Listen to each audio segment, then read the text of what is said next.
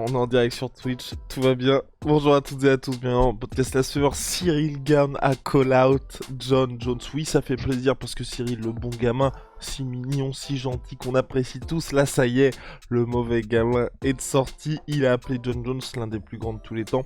Ancien champion light heavyweight, invaincu en carrière. Oui, je dis invaincu parce qu'il n'y a qu'une seule défaite. Ça pourra peut-être faire l'objet d'une anecdote du père Hostie, on ne sait pas, un jour ou l'autre. Mais en tout cas, c'était une défaite par disqualification dans un combat qui dominait outrageusement. Depuis, John Jones a rendu sa ceinture en février 2020. On attend sa montée chez les lourds. Et là, ça y est, ça semble acté pour cette année après des mois d'attente. Et Cyril Gann a saisi l'opportunité. Il s'est dit, bon, Francis contre John Jones était ciblé pour mars, mais il n'y a pas trop de news. Je suis classé numéro 1 de la catégorie, est-ce que je tenterais pas un petit home run? Bon bah voilà, il a posé ça, et visiblement, les gens sont très très chauds à voir les réactions. On ne sait pas ce que ça peut donner pour la suite. En tout cas, nous on est chaud. Big Rusty, générique. Soit.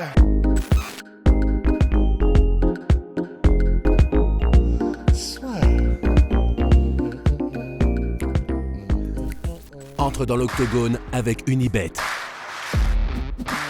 Qui sera le vainqueur du combat? En combien de rounds? Fais tes paris sur l'app numéro 1 et profite de 100 € de bonus sur ton premier pari. Je suis plus hypé par le fait qu'on va peut-être enfin voir un combat en fait. C'est-à-dire que je suis on ne peut plus heureux que ce soit Cyril dans l'équation, mais j'ai surtout envie qu'on ait un combat. Là, j'ai l'impression qu'on refait les mêmes podcasts depuis 2 ans sur John Jones. Alors avec plaisir, et puis parce que ça nous permet de le milquer, bien sûr, mais j'ai juste envie qu'il y ait un combat.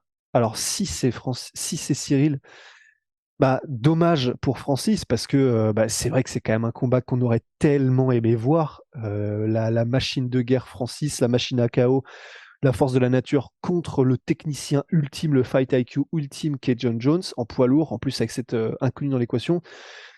Bon, on en salivait, on le voulait. Avec Francis qui commence à mettre à proposer de mettre des t-shirts dans la garde-robe de je sais plus, je crois que c'était sa maman ou sa tante pour mettre des petits clins d'œil au PFL ou des trucs comme ça. Bon, voilà, on sait pas ce qui se passe, mais je sais pas si c'est quelque chose qui se serait fait si tout allait bien dans le meilleur des mondes. Donc voilà, juste, ça va. Si ce combat se fait entre John Jones et Cyril, au moins ça avancera. Alors, je sais pas si les fans américains seront aux anges, parce que je pense que les fans américains peut-être auraient malgré tout préféré Francis. Pour nous, c'est génial. Techniquement, ce sera génial. Mais voilà, surtout juste qu'on ait un combat, quoi. Avançons, et oui, Big Rusty. La seule question que je me pose, moi, c'est par rapport à la demande de Cyril. Donc Cyril a demandé le mois de mars pour ce combat-là. Je ne sais pas si ça va se faire, parce que là, il y a Henri Cerudo qui, de son côté, parle d'un combat contre Aljamain Sterling pour mars. Je pense que l'UFC, au regard de la stratégie actuelle, il serait plutôt... Oui, vas-y, Big Rusty. Mais il a dit qu'il était blessé, Sterling, et qu'il ne pourrait pas. C'est ce que Sterling dit, mais... Perso, je ne fais pas confiance à Aljamain Sterling. Je pense qu'il y a souvent ces prises de parole, c'est plutôt pour essayer de récupérer un petit peu plus d'oseille et de dire bon, tu vois, tu te souviens quand il y avait le combat contre TJ Dillashaw, pareil, au début il était pas trop enchanté, finalement ça s'est fait. Mais en tout cas, ce que je pense personnellement, c'est que peut-être que mars c'est un petit peu short, surtout quand on regarde ce que l'UFC a envie de faire. Là, il parlait de pour le retour de l'UFC en France.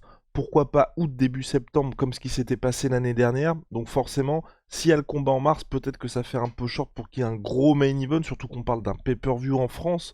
Donc forcément, je me dis, peut-être qu'ils vont potentiellement repousser tout ça et que mars, au regard de la blessure aussi de Cyril, ça fait peut-être un peu court.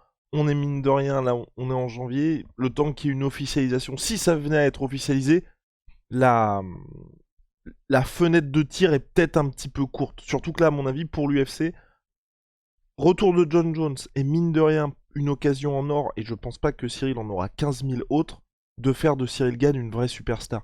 Parce qu'il y a eu cette possibilité avec Francis Ngannou, il est passé à ça de s'imposer, à un round de s'imposer contre Francis. Là, contre John Jones, t'as tout qui est réuni, si t'as en plus le résultat sportif qui suit, pour faire de toi une des figures de proue de l'UFC. Bah c'est ça, et puis c'est la méthode et la théorie sur la méthode potentielle de l'UFC pour essayer de justement mettre de côté Francis qui est en train de tourner un peu partout en ce moment. C'est que l'UFC en gros fasse un délire en mode si jamais ils doivent se séparer de Francis, de petit à petit commencer à grignoter un petit peu tu sais, en mettant un peu des scuds, dans tous les coins en mode, «Ouais, non, il était fort Francis, mais quand même, Cyril était à ça, il était à ça» et ils vont tourner le truc en mode, après 2 premiers rounds de masterclass, il s'est fait surprendre. Au dernier round, et ben, il se lance sur une clé de jambe et peut-être qu'il le regrette encore. Enfin, ils vont tourner le truc en gros de manière à, petit à petit, dans chacune de leurs interventions, et je pense que ce sera un peu le mot d'ordre pour chacune des interventions, des posts et cetera qui auront rapport avec Cyril Gane, ce sera de pas le mot décrédibiliser est peut-être un peu fort, tu vois? Quoique, mais ce sera de petit à petit tu sais, mettre la graine dans l'esprit de tous les fans, mais surtout des fans les plus casual, ceux qui suivent d'un peu plus loin que: «Ouais, ouais, il est très fort Francis Ngannou, c'est une machine à KO», mais le français là, le fameux Cyril Gane, le génie du combat, en réalité, peut-être qu'il aurait pu facilement gagner si ça se trouve, et finalement, est-ce que c'est pas lui le vrai champion, le vrai machin? Ils vont, je pense, essayer de faire un bail comme ça, et du coup, quand il y aura le combat, s'il se fait, inch'Allah, contre John Jones, bah, dans ces cas-là, il y aura le côté, il est passé à un cheveu de battre Francis, le cauchemar pour tous, et en plus, bah, là, du coup, il a l'opportunité de battre le meilleur, ou un des 3 meilleurs de tous les temps.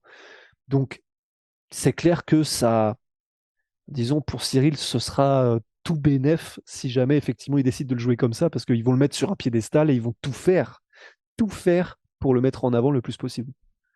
Entièrement d'accord, Big Rusty. Franchement, pour moi, si ça se fait à Paris, ça coche toutes les cases. Après, bien évidemment, ce que j'aimerais, en fonction de la temporalité, mars, c'est parfait parce que c'est ce qu'on a dit en début d'année. Ça permet de mettre un petit peu d'ordre dans cette catégorie heavyweight qui en a grandement besoin.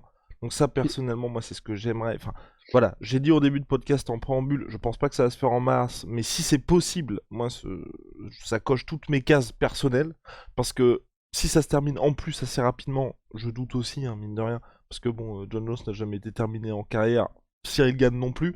Euh, pour l'UFC Paris, c'est pas mal en septembre parce que les gars peuvent récupérer. Je sais juste pas si tout le monde sera prêt en mars. Si ça se fait en Mmh. septembre, faut que ce soit, enfin septembre ou un peu plus tard ou été. Je préfère que ça se fasse à Paris parce que c'est une rampe de lancement parfaite pour les fans, c'est génial tout ça. Mais j'ai juste envie de la part de l'UFC que le plus tôt possible, il y ait de la communication, tu vois, autour de ce combat-là. Quand je dis le plus tôt possible, c'est que ce soit Ouais. fait en mars ou que ce soit fait en septembre ou date ultérieure, je sais pas trop quand, que direct l'UFC dise, bon bah ok, il y a le titre Undisputed qui va se jouer à ce moment-là. Thomas Pinal, lui, il va revenir pour l'UFC London, je dis n'importe quoi, hein, ils en avaient fait 2 l'année dernière, donc pourquoi pas en août, comme si c'était passé pour le deuxième. Il revient contre Curtis Blades pour faire la revanche. Ensuite, il y a ce combat-là qu'on va faire, Sergei Pavlovich contre tel gars. Enfin, voilà, et on en parle souvent avec Russ, c'est pareil pour la catégorie lightweight, avoir juste un petit peu plus de clarté pour éviter d'être dans une situation où, bah, t'as plusieurs mecs qui peuvent prétendre à une ceinture, on sait pas trop ce qui se passe, parce que là, pareil, hein, enfin, quid de Stipe Miocic, il y a toujours pas eu de... Même Bon, si... bah, oublions-le, hein. Ouais, ouais. Parce que je me dis... Ouais, mais tu vois, parce que minimum, on Même l'a... lui, il s'est oublié. Non, Wow, mais tu vois ce que je veux dire? ok. Non, Tu vois mais... ce que je veux dire? Bah, moi, je sais pas, Tu vois, il a toujours pas dit vraiment qu'il prenait sa retraite, donc... Mais c'est normal, il dit rien. C'est vrai, ok, mais bref. Tout ça pour dire, moi j'aimerais bien un petit peu de clarté et qu'on soit plus dans ce que Rusty a dit aussi en préambule, dans les... Ça va peut-être se faire, John Jones qui quand même pour 2 années de suite a quand même tweeté en mois de janvier, hashtag champion 2022, puis hashtag champion 2023. Donc Non, mais c'est bon. extraordinaire. Mais tu sais que ça, c'est pareil. Il y a, je sais plus si c'était ESPN ou bah non, du coup, ça doit pas être eux parce que ça les mettrait un peu. Il y a un gars qui a ressorti une citation de John Jones qui date de Ah non, si, 2012. si, c'est ESPN, si ESPN. C'est oh la vache. Bah voilà, la citation de 2012 de John Jones en mode les gars, à mon avis, vu comme ça se prépare, l'année prochaine, c'est le challenge pour le titre poids lourd. Donc 10 piges. 10 piges. C'est-à-dire qu'il aura eu peut-être 10 ans de retard, visionnaire, mais juste, bah, il s'est trompé de zéro, quoi. Vas-y.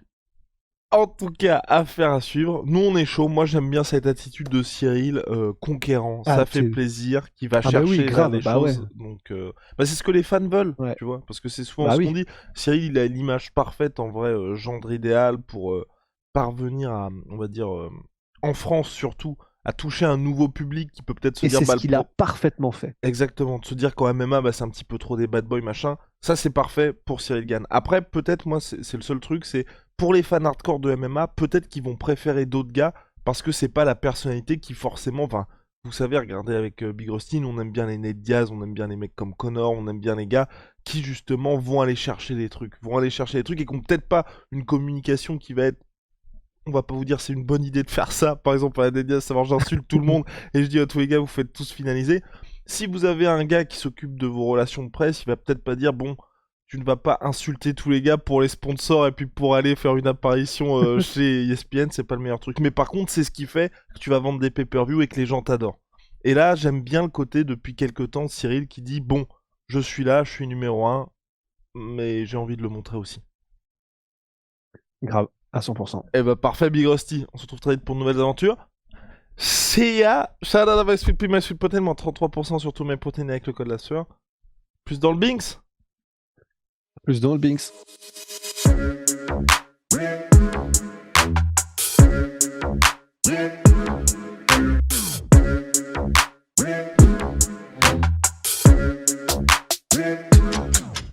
On pourrait qu'on me payer